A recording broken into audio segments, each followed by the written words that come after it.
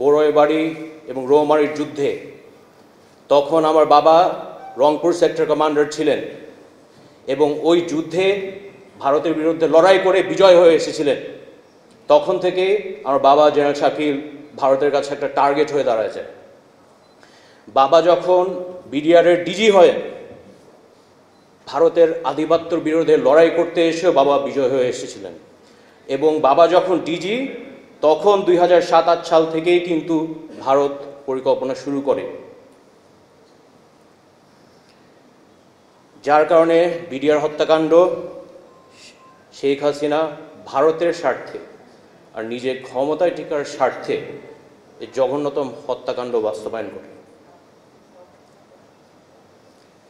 আমি একটা কথা বলতে চাই,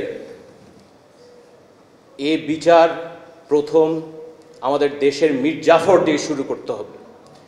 যে সেনাবাহিনীর কর্মকর্তারা আমাদের বাবাদের সাথে 57 জন অফিসারদের সাথে বেইমানি করেছে তাদের বিচার এর আওতায় নিয়ে আসতেই হবে।